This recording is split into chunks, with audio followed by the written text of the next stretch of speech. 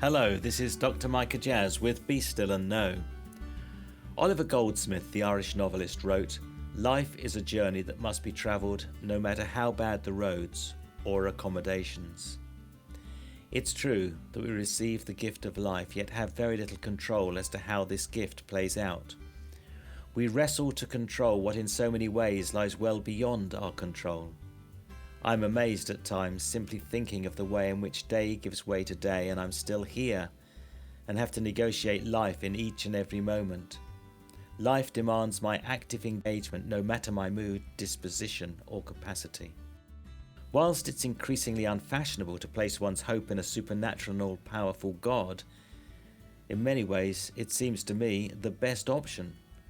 For all my many attempts throughout my life, I've proved singularly unsuccessful in determining all but the smallest details of my experience. At times, this fills my head and heart with dread. I feel little more than a piece of flotsam floating through life with little choice but to go with the flow. Yet this isn't true. I may not understand my life circumstances. I may feel emotions from elation to despair. Yet ultimately I must decide if I am in a game of random chance or there is some purpose behind my life experience. This will demand both faith and optimism. Faith to accept the fact that God is real and the architect of everything I see around me. Optimism that I'm not simply on a road to nowhere. Scripture's clear that there is a positive destination in view.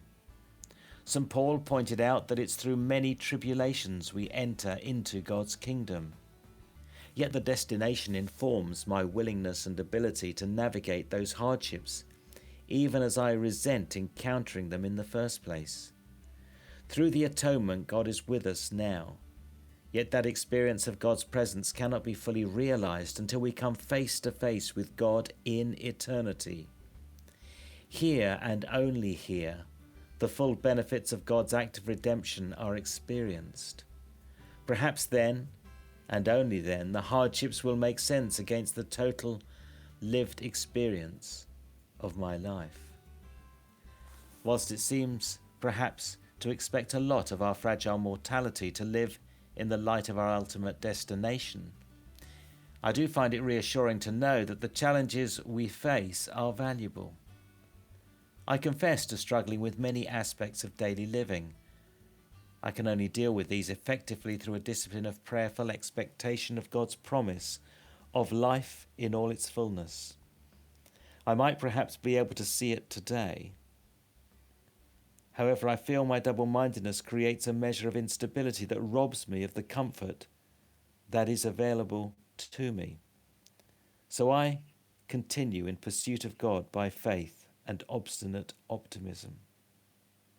As we enter into the God space today, future hope is at times all that's available to carry you through the realities of life experience.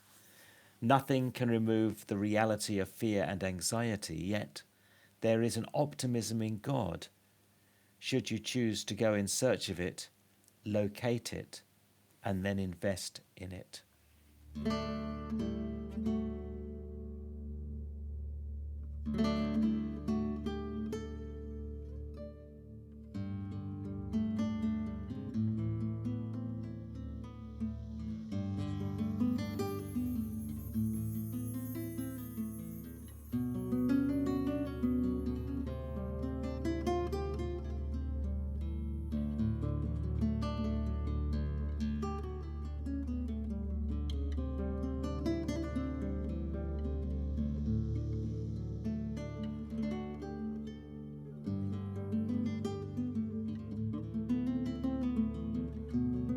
Amen.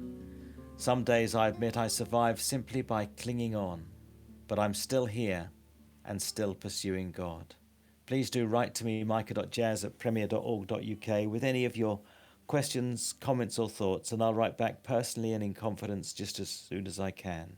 And please do visit premier.org.uk/Voice of Hope. Join our ever-expanding Voice of Hope family. Follow along with these daily meditations at home, in print or direct to your favourite mobile device. Join me this Sunday for Premier Life, where we celebrate God's love with worship, with prayer and one of your own wonderful testimonies, as well as for Be Still and Know throughout the week. However, for now, from me, Micah Jazz, it's goodbye and God bless.